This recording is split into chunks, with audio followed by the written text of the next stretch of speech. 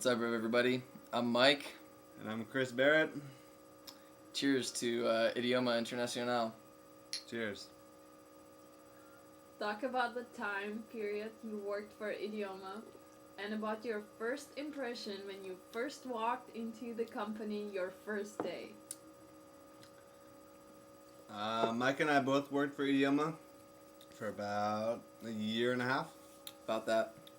And personally, my first impression of Costa Rica was not the most positive. I was basically scared shitless seeing all the razor wire everywhere. What the hell am I doing here? Living in La Ruca with Charlie the crackhead, it was a little bit intimidating.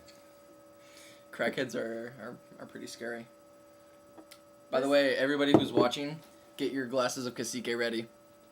We're going to be toasting at the end of this video. Describe what it was like working for Idioma Internacional on a day-to-day basis. Pretty easy, actually. I mean, for me, it was like, I had the books. I barely planned. Just kidding, Brian. I worked really hard and, I don't know. Just, it was awesome. I didn't mind it. Yeah, life wasn't too bad for me. I mean, I didn't have much trouble. Mike had to beat the ladies away with a stick, so, might have been a little more difficult for him. Why?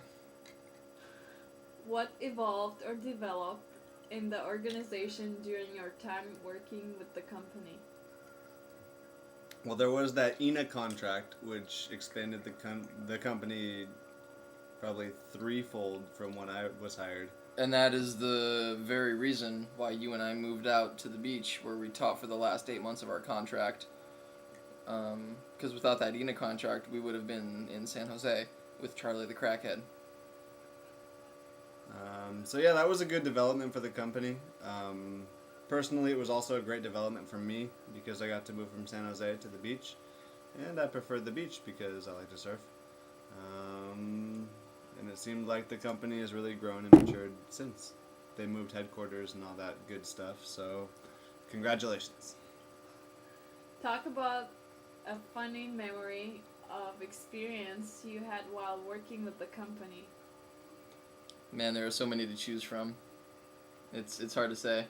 One that comes to mind, as Chris mentioned a second ago, with when we were playing basketball, Mike Joyce, lovable guy. One day he got really pissed off at La Sabana Park when we were playing basketball because this Nika kept hitting these threes, and Mike Joyce, oh man, his response was, Chris, what was his response to that?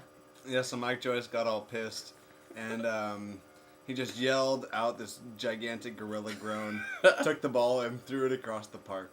And at the time, our colleague Raleigh, he was only there for a couple of months, he just saw Mike Joyce and made the most gorilla grunt he could have possibly done. Rah, rah, rah, rah, rah, rah, rah.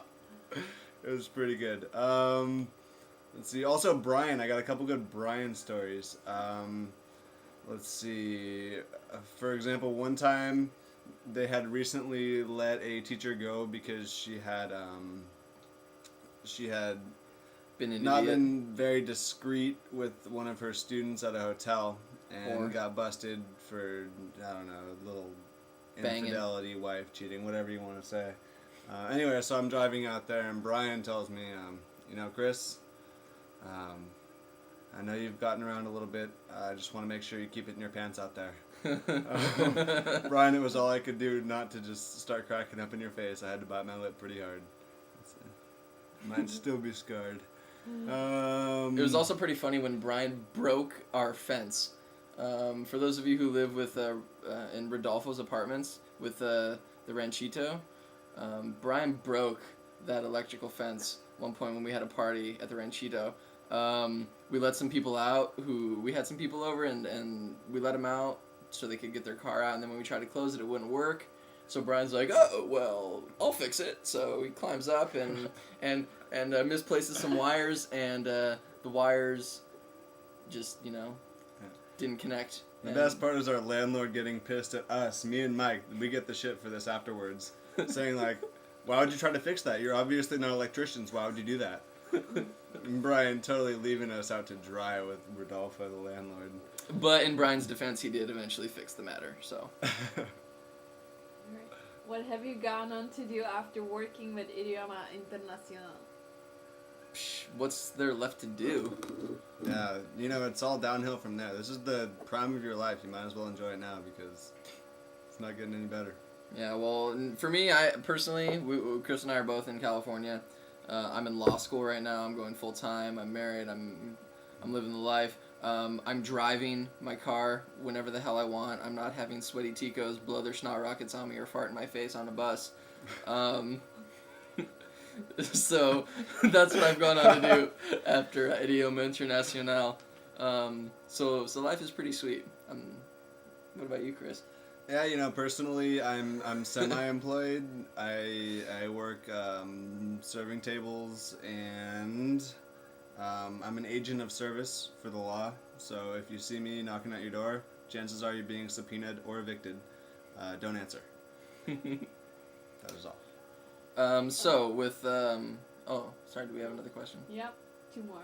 Offer one bit of advice to the current crew that you can provide after your experience working here at Idioma. I'll take that one. First of all, just go ahead and say no to crack, and say no to crackheads, especially Charlie. If you see Charlie, he's gonna be licking his lips, shaking some change in his hands. He's not gonna be able to stop moving. Don't give that guy even una teja. Ni una teja. Also, be really nice to Clancy because she's hot, she's sexy, and she's my favorite person at that company. Yeah, Clancy rocks. Why, in your opinion, do you think Idioma Internacional has been successful for the last 10 years? 2 words. Clancy.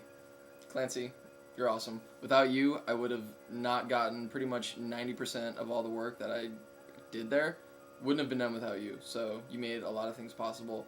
You rock. You are a extremely wonderful person. You're a great asset to the company. Brian should be happy to have you.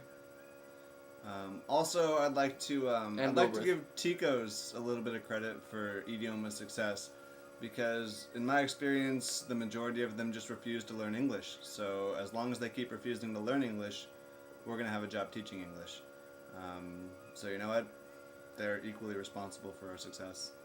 So with that in mind, we'd like to say cheers to Idioma Internacional for 10 years of success, and here's to 10 and many, many more. Salud.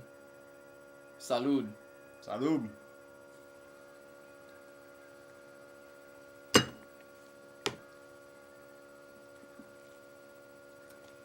Buenas noches. Pura vida.